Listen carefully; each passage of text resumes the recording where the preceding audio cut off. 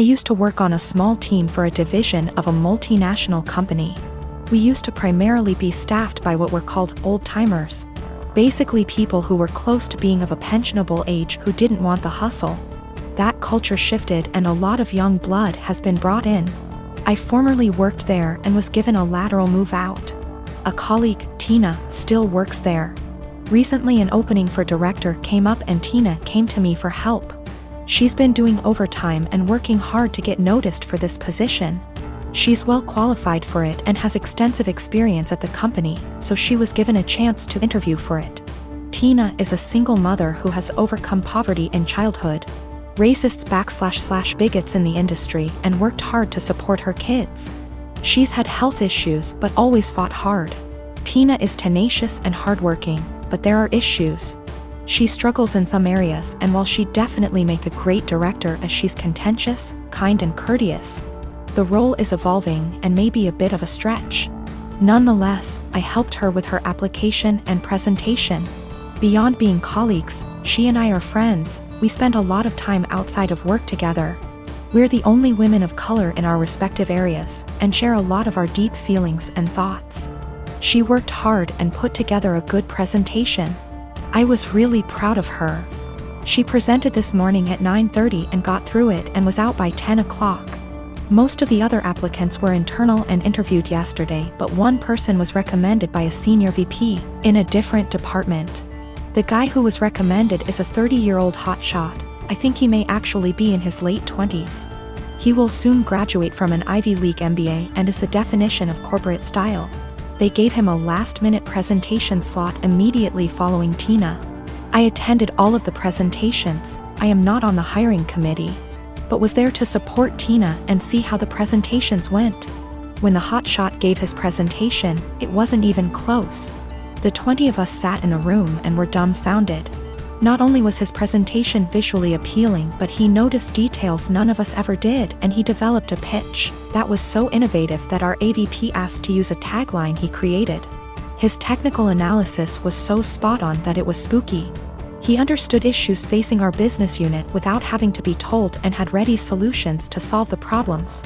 Questions they asked him were more about how he'll do things when he takes over the role. It was made very clear to him that this was his job, and they even provided an unofficial tentative start date. It is very clear that he understands the industry and his past experiences, such as professional work experience as well as winning top case competitions and academic awards, prepared him very well. The presentations were in totally different leagues. After he finished, he made a self-deprecating joke and took questions. He thanked us and left. We all sat there for a minute chatting when the AVP very loudly told the HR director to offer significantly above the salary and hammer out a start date immediately and get a contract signed. The VP who recommended him knew him from the MBA program, as the VP is a case coach there. He said he'd be his reference, and they are skipping all the formalities and going right to the offer. Tina has no idea. She was so happy with her performance, and she's sure she nailed it. She did well, about as well as the other candidates, but this guy is out and out in a different league. Just based on that, I too would hire the other guy. She's sitting on cloud 9 at her desk and planning a celebratory dinner to celebrate her performance. She was told decisions would be made in a couple of weeks. At this rate, it's likely she'll be informed that she didn't get the job well before 5 p.m. I really don't know what to do or say. If she asks, should I be honest about this guy's presentation? Should I avoid her the rest of the day? I want to support her, but have no idea how to even begin talking to her. I'm a software engineer with a full-time job and a side hustle of doing freelance coding work in my own time. I've always been the type to have a side hustle I put a lot of my free time into. I get really bored sitting idle. My freelance hourly rates are $60 an hour, and at my full-time job, my hourly pay works out to about $40 an hour. So that's how I value my time. Anyway, over Christmas vacation, I was staying at my parents' house. My cousin was also staying over with her 3 young kids from Christmas to New Year's. I'd been planning on doing some work on my freelance projects when I had free time, in the mornings when my family had no plans. I wasn't in any rush. I was already ahead of schedule on them all, but I didn't really have anything else to do. It was in a really rural area and it's like an hour drive to the nearest anything. Then my cousin and her husband asked if I could babysit all day for 3 days so they could visit some friends in the area and hang out with just adults. I said I had planned on doing freelance work at the library, and she offered to pay me to babysit. I said I could if they got close to my freelance rates. She wanted a number, and although my freelance rates are $60, I didn't feel like that was right. It was high. But I didn't want to go too low. Honestly, babysitting 3 kids would be harder for me than the routine coding work I had for my freelance project. I don't know a lot about kids and I've never babysat for long, and I had a feeling it would be stressful and difficult. So I said $35, which is below what I make hourly at work, and what is the bare minimum I'd value my time for, if that time is spent doing difficult work. And she went crazy at me, saying that's a ridiculous rate for babysitting, that I was entitled and being selfish, that I'm trying to take advantage of how she didn't have other options, etc. I said that's way below what I'd be making if I had the time to do my own work, and I'd be putting off my own work to babysit. Her husband then got mad at me, saying that I was a 24-year-old girl, that I'm damn near a child myself, that my time is not worth that much and it's childish to say that it was, and that I was a stupid girl for not knowing that babysitting costs like $15 an hour.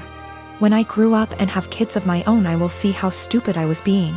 I was kind of done with being called stupid, so I just told them I hope they could find someone else. My mom thinks that I asked for something offensive, and my cousin and her husband obviously did too. My children are 17 and 14 respectively, and I'm hoping the fact that they're teenagers is the reason for their incredibly shitty behavior. My husband, before he met me, had a wife and a newborn baby that passed away in Canada due to hazardous road conditions that resulted in a 4-car smash-up. No one was at fault, it was a horrific disaster. And my husband was devastated as a result and fell into alcoholism to cope. I had my own trauma from the past, and similarly turned to alcoholism to cope. It was at an AA meeting where we met, 20 years ago almost to the day now. And we slowly started to heal together here in the US. I have always been incredibly respectful of my husband's last wife and child. I like to joke that I'm keeping her seat warm until my husband enters heaven. I've had too much loss and hurt in my life to feel jealousy like this. And I am so damaged that I just feel lucky that I got to actually feel love in this world, and that my husband could open his beautiful heart to me. We had 2 children, 2 sons. We'd never told them about my husband's wife or baby, because it's a part of my husband's life that he keeps under lock and key. He has never healed from his grief, and therapy etc. has helped him only to a degree. My mother-in-law told the kids this Sunday gone, as she decided it was time for them to know. She didn't consult us before telling them, and certainly didn't do it in our presence. Since then my sons have been making the most disgusting dead baby jokes. They've been prodding their dad, asking why we'd never told them. And instead of approaching the topic with respect, they're acting like we've kept a secret affair family from them or something. My 14Y//0 went on to say to me in private, thank goodness, not in front of his father, that he was glad my husband's previous family was dead. I broke and yelled at him, and told him it was the most disgusting thing I'd ever heard him say. I asked where his anger was coming from, and he burst forth that we were shitty parents for keeping secrets. He told me that it made so much sense why we were abnormal, why we don't drink, why we are so boring and quiet, why my husband is panicky around roads, etc. The 2 are pretty heartbroken, and I feel like we have just destroyed a part of our children's lives as a result of us staying quiet. I am hurting, my husband is grieving all over again, and I don't know how to proceed. I have and will always reiterate to our kids that they are loved, but this behavior seems so overreactive for the news. I live with my parents and my brother. It's always been a dream of my parents to adopt me and bro, our bio kids. And they had come to the decision that they want to adopt an older kid. They got matched with Jess, who is 13. Due to the current situation, she is not living with us, but we've met before and she spent a weekend with us in January. Jess, despite sometimes being sweet and kind, is very high maintenance and has a lot of anxiety and anger problems. She can go from 0 to 1,000 really quick. During her stay, she got triggered by something when we were in public. She and I went to a clothes shop and my parents were in a cafe nearby. Some guy accidentally grabbed her by her shoulder as he thought she was his daughter, and he apologized immediately and started screaming. I was the only person there, and I tried to calm her down, but she ran off. She was found, shaken, but safe, an hour later. I then got grounded as I had failed in being responsible for my sister. I said I didn't have a sister. My parents were angry about this and said that how dare I be rude about her, don't I know how much she's been through? She's had other outbursts, but none so huge in public. She can be cold and untrusting and was very clingy to my parents. I do admire her and think she's very brave, but I don't want to live with her.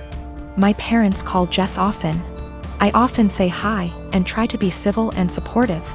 But it seems like the only thing my parents can talk about is Jess and how brave she is, and she isn't even here yet. We live in a 3-bedroom house, and my parents promised to move to a bigger one later this year. Recently, my parents broke the news to me that Jess will move into my room, and I can pick whether I want to share a room with Bro or Jess. I don't want to share with either. My brother is messy, loud, and is your average 9-year-old boy, and Jess has night terrors and screams the house down. And it's enough having to open my house to her, but I value my privacy a lot and don't want her in my room, which is like my special place.